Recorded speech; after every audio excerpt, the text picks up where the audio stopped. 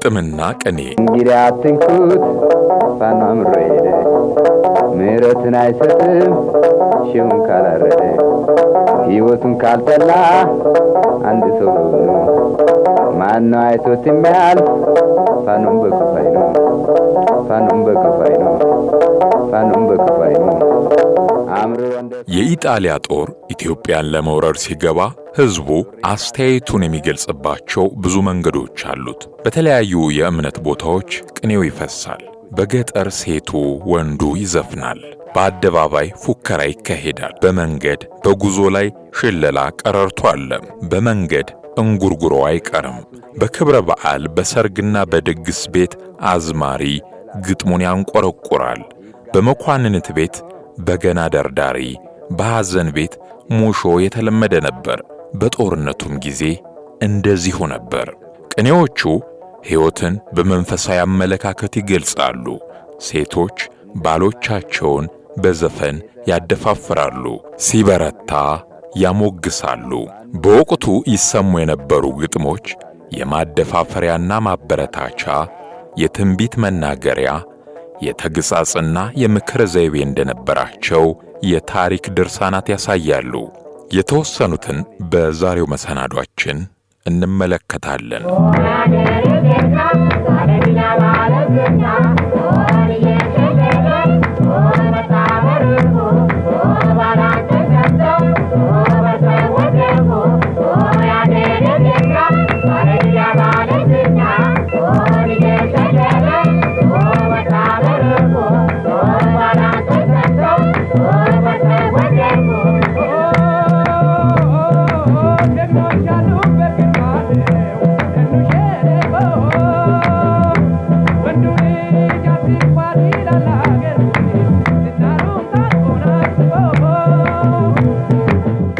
የጠላት ወረራ እየተቃረበ ሲሄድ አፈራ ደድሆ የፈራነው ነገር መጣ ድሆ ተባለ።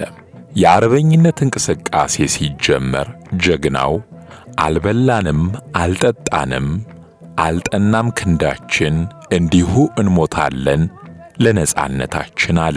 ጣሊያን ድል ባረገ ጊዜ በማይጨውስ ቢሆን መች ገባ ነበር፣ በኦጋዴን ቢሆን መች ገባ ነበር፣ በሰማይ ላይ ገባ ባላወቅነው አገር ተባለም።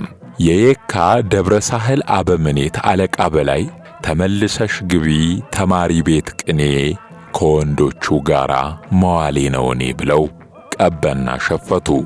በጦርነቱ ጊዜ የሴቶች ተሳትፎ ጉልህ ሚና እንደነበረው ግን እዚህ ጋር አይዘነጋም። ለነደጃዝማች ኃይሉ ወልደ መድህን የናጅሬን እህል አልበላም እርሜ ነው፣ ያዘራው መትረየስ ያበቀለው ደም ነው ተብሎ ተለቀሰም። ባንዳን ምን ማድረግ እንደሚሻል ግራ በገባ ጊዜ በለው በምንሽር እንዳይሄድ እንዳይቀር እንዳይሞት እንዳይሽር ተባለም። ለጣሊያን የሚሰራውን ባንዳ ደግሞ ጎበዝ ይሙት ጀግና ይሞት ፈሪ ይቁም ቢሻው አተላ መሸከም ይችላል ትከሻው ተብሎ ተሸለለም። ስለ ገንዘብ ወዳጆች ለገንዘብ የሚሞት ይቅር አይወለድ፣ አይበጅም ለሀገር አይሆንም ለዘመድ ተብሎ ተገጠመ። አቡነ ጴጥሮስ በተገደሉ ጊዜ የበጎች እረኛ ጴጥሮስ ሐዋርያን ተኩላ ቢመጣበት ሊነጥቅ በጎቹን ተኩላ ሲፈጃቸው ዓይኔ አያይም ብሎ ከበጎቹ በፊት ሞተ ተከልሎ ተባለላቸው። የወንድሟን ራስ ጣሊያን ቆርጦ ያዞረባት ሴት የፋሽስት ትምህርት ምን ያህል ከባድ ነው፣ የወንድሜን ራስ እንደዚህ ያዞረው አለች። ሙሶሎኒ አርበኞች እንዲደመሰሱ ማዘዙ ሲሰማ ጌታው ሙሶሎኒ ምን አቅበጠበጠው አልነገረውም ወይ ከአድዋ ያመለጠው ተባለ።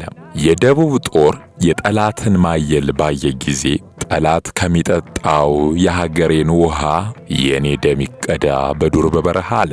አድማጮች፣ የኢጣሊያ ወረራን ተከትሎ በተካሄደው የጦርነት ጊዜ ይነገሩ የነበሩ ግጥምና ቅኔዎችን ያስቃኘንበት መሰናዶ ያደመጣችሁትን ይመስላል። ፕሮግራሙን ለማዘጋጀት የኢትዮጵያ ታሪክ ኢጣሊያ በኢትዮጵያ መጽሐፍ ከተድላ ዘዮሐንስ ዘውዴ በዋቢነት ተጠቅመናል።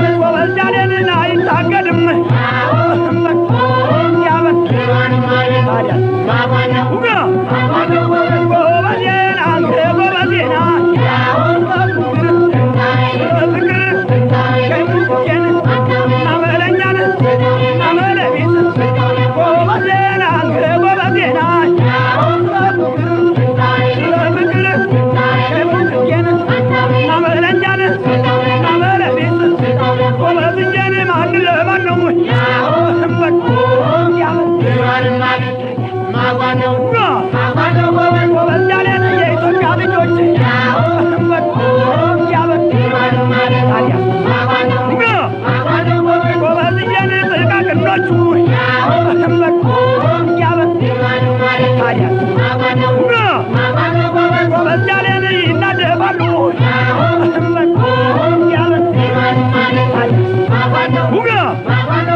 ጎበዝ እያለ እንደ ንቦቹ